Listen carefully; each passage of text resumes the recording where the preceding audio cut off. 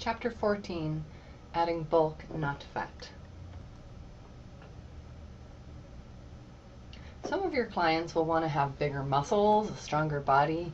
Maybe they want to work on their better body image, or they're athletes and they want to improve sports performance, or they want to avoid injury in contact sports. So ideally, to gain a pound of weight, you'd have to add 500 calories a day. And now remember, people who fidget a lot actually burn about 300 to 700 calories a day, so they'd have to eat even more. So we're looking at anywhere from 800 to 1300 calories extra per day. If you want to build muscle, first of all, you need extra carbohydrate calories. Why? Because your muscles need carbohydrate in order to have energy. You need enough protein, but you don't need excess protein. And we're seeing a lot of excess protein being eaten by people in fitness centers and gyms. What you do need to do is overload the muscle, and that's resistance training. You also have to eat larger portions. So bring snacks, eat calorie-dense foods, and we'll take a look at those in a second, and eat more unsaturated fat than saturated fat. So watch the fat intake in the additional calories that you eat. So here are some examples. Cold cereal, granola is got a lot more calories in it, and top your cereals with nuts and seeds and fruit. You know, load up on those individual portions. Hot cereal, make sure you cook it with milk as opposed to with water. Adding powdered milk, margarine, peanut butter, all different ways to add extra calories. Wheat germ, ground flaxseed, dried fruit. Drink juices because there are more calories in juice compared to if you were just to eat that piece of fruit. We do know that eating fruit is better, and it does come with more fiber most of the time. But fruit juices are definitely a way to quickly take in more calories. Bananas, pineapple, mango, raisins, dates, dried apricots, those are all the more calorie-dense fruits. And blend with milk, that's milk, to make smoothies. Okay, you can also add 1/4 cup of powdered milk or malt powder to 1 cup of 2% milk to make your milk have more calories. Peanut butter and jelly sandwiches are definitely a way to go. Great snacks, and they do provide you with some more protein and carbohydrate. Get those hearty, dense breads when you're eating sandwiches. Sprout wheat, honey bran, rye, pumpernickel. They all have more calories. Soups, hearty lentil, split pea, minestrone, barley, and again, adding milk to the soup will give it some more calories too. Some people are lactose intolerant, so you may try to use like soy milk or almond milk in place of regular cow's milk.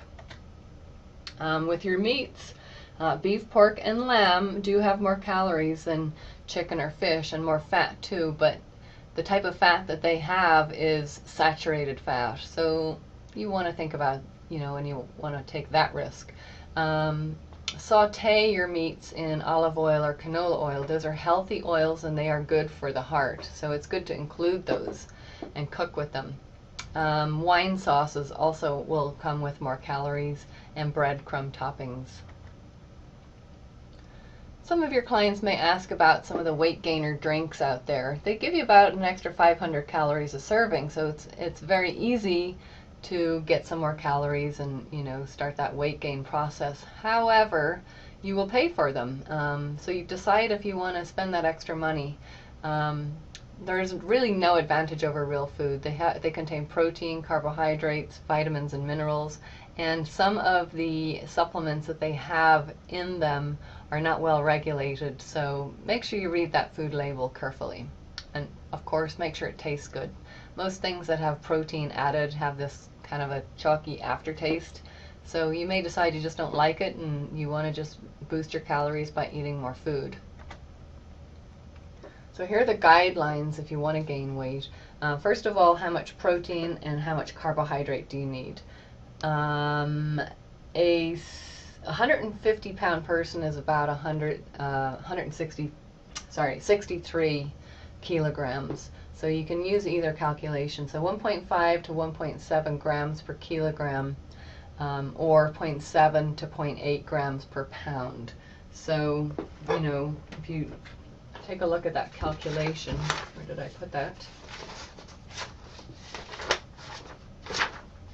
Never mind, I wrote it down somewhere and I lost it. But basically, do that multiplication. You'll find that it's somewhere around 100 grams of protein and somewhere between 300 to 700 grams of carbohydrate, depending on the weight of the person, obviously. Get food whenever possible. Get it from food. So, in other words, don't try to get it from taking supplements.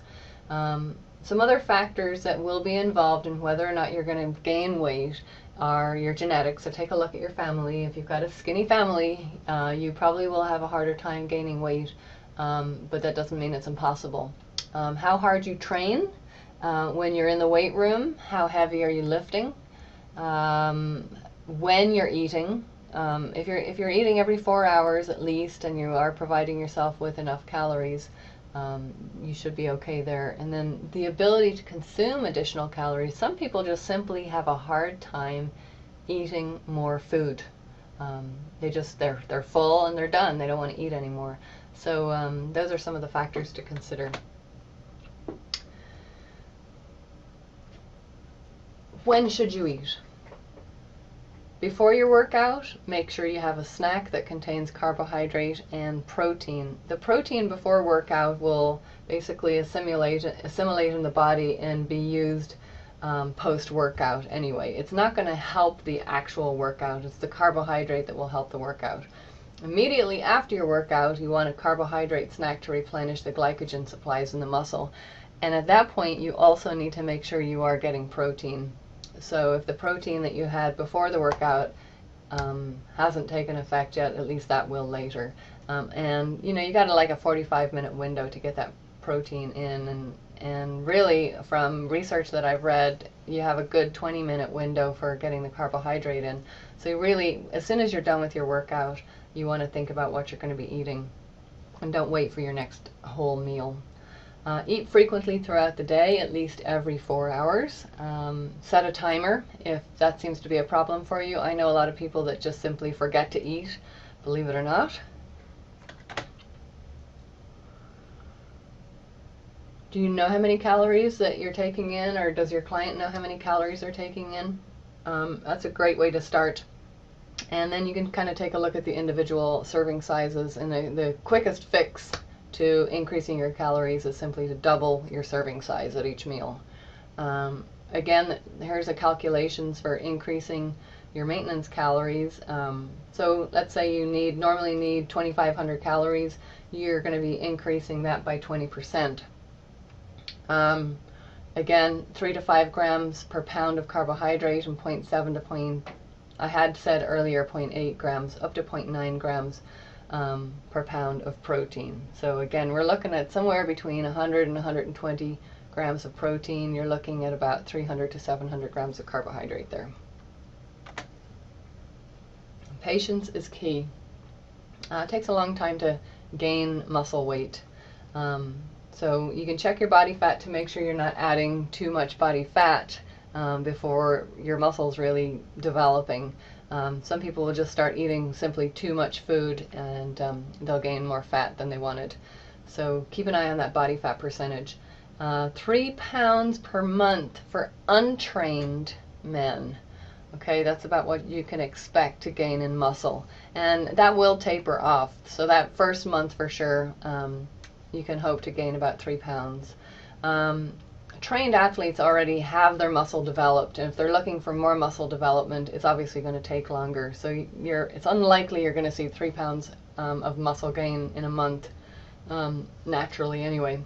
Look at your family genetics. Maybe you were supposed to be light and swift.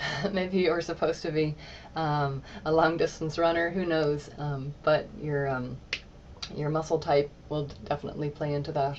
You have to do resistance training. You can't just start taking muscle gainers and adding more protein and then go, okay, well, maybe I'll go to the gym next week. You do have to start on a regular resistance training schedule, and hopefully with the help of a personal trainer if you've never exercised before. I'm assuming most people watching this video probably are involved with exercise somewhat and are doing some form of weight training. And of course, junk food, yes, it comes with more calories, but it is not good for the body. So try to avoid those greasy foods that can be bad for the heart. If you're a parent and you have a child who wants to gain muscle and you know, you're looking for ways to have them bulk up a little bit, well, first of all, you can do a few things. Replace any water that they're drinking with a milk or a juice, so it's like they're actually getting more calories in at those times. Eating more protein will not necessarily make them taller. They will grow naturally as they were supposed to grow, unless you're completely starving them. A well-supervised strength training program is a good idea for young children, and the key word there being supervised. If you let kids loose in a weight room, you never know what can happen, and they get competitive with each other, so you do have to watch what they're doing. Bulkier muscles will come with age because basically in the early teen years they probably don't have enough testosterone in order to do that kind of muscle building anyway. So as they get older, they will see some changes. They have to be patient. And finally, what about creatine? You've probably heard lots of people taking it. It's pretty common. It's available over the counter, so you don't need a prescription for it or anything. But I'd be careful with it. Creatine is available in food. It's in meat and fish, so you can get it in your diet. Most people have enough in their body anyway. Creatine phosphate comes in powders and pills, and people use it for boosting muscle contraction over 1 to 10 seconds of hard effort. So that's really what it's for. And when you lift weights, you know, one rep takes somewhere between 1 and 10 seconds. So if you lift one weight really heavy weight, then that is about what it's going to do. Like one vertical jump, for example, that's another use of creatine in the body. So it's for fast bursts of energy. It doesn't work for everyone. If you take creatine, you may not find it does anything for you.